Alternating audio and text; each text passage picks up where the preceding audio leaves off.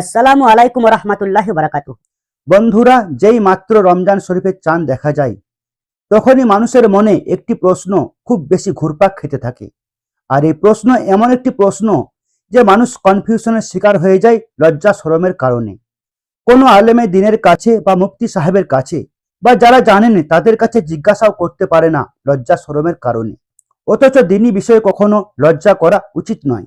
সেই প্রশ্নটা হলো বন্ধুরা, রমজানের রাতে রমজান মাসে আমরা কি স্ত্রীর সাথে সহবাস করতে পারি নাকি পারি না? যদি সহবাস করি তাহলে কি কোনো সমস্যা হবে, তাই না? সন্তানের উপর কি কোনো প্রভাব পড়বে? এসব কথা এই ভিডিওতে আমি আপনাদের বলবো। এই প্রশ্নের উত্তর প্রত্যেক মানুষের জানা উচিত, প্রত্যেক যুবকের জানা উচিত, এবং বিশেষ করে যারা বিবাহিত তাদের এই প্রশ্নের উত্তর জানা খুব জরুরি। আজ আমি আপনাদের সামনে হাদিসে পাকের আলোকে এবং কুরআনে মুকাদ্দাসের মাধ্যমে বলবো যে কুরআনে পাকে এর কি প্রমাণ এসেছে। হ্যাঁ, প্রমাণ সহ বিস্তারিত কথা আপনাদের সামনে রাখবো। শুধু আপনাদের কাছে অনুরোধ, ভিডিওটা মনোযোগ দিয়ে দেখবেন। বন্ধুরা দেখুন, সাধারণ মানুষের মধ্যে এলাকায় অনেক রসম রেওয়াজ আছে, অনেক কথা মহিলারা বলে।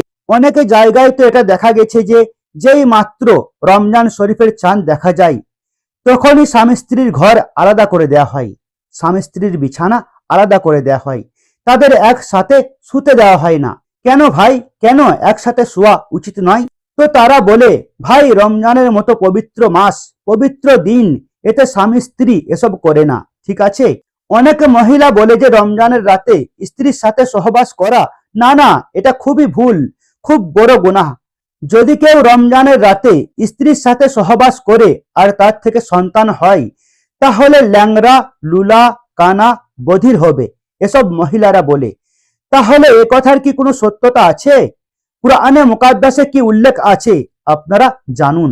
দেখুন বন্ধুরা, রমজান শরীফে যেভাবে সুবহে সাদিক থেকে সূর্যাস্ত পর্যন্ত খাওয়া দাওয়া নাজায়েজ, রোজার অবস্থায় খেতে পারেন না, ঠিক তেমনি রোজার অবস্থায় স্ত্রীর সাথে সহবাস করতে পারবেন না, ঠিক আছে?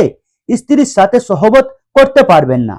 হ্যাঁ, কিন্তু যেই মাত্র রোজা খুলে নিলেন, খোলার পর যদি আপনি চান যে আমি স্ত্রীর সাথে সহবাস করব, স্ত্রীর কাছে যাব, স্ত্রীর সাথে সহবত করব, স্ত্রীর সাথে মিলব, সহবাস করব, তাহলে এমন অবস্থায় এটা জায়েজ, একদম জায়েজ।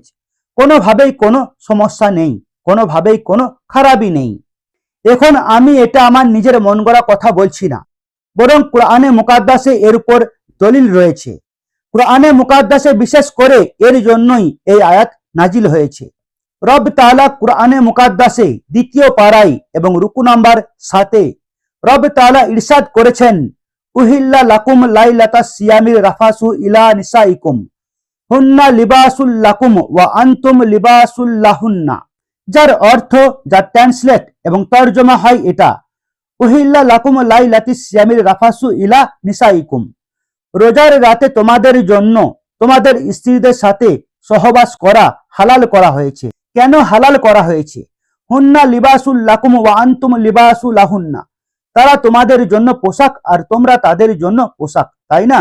তাহলে রব তাআলা যখন নিজেই কুরআনে মুকাদ্দাসে ইরশাদ করেছেন যে রোজার রাতে, রমজানের রাতে যদি তোমরা স্ত্রীর সাথে সহবাস করতে চাও তাহলে তোমাদের জন্য এটা হালাল, জায়েজ। যদি তোমরা মনে করো উপযুক্ত তাহলে করো, কোনো সমস্যা নেই। তাহলে কে আছে যে এটা বলবে যে রমজানের রাতে স্ত্রীর সাথে সহবাস করা নাজায়েজ, গুনাহ, হারাম, তাই না?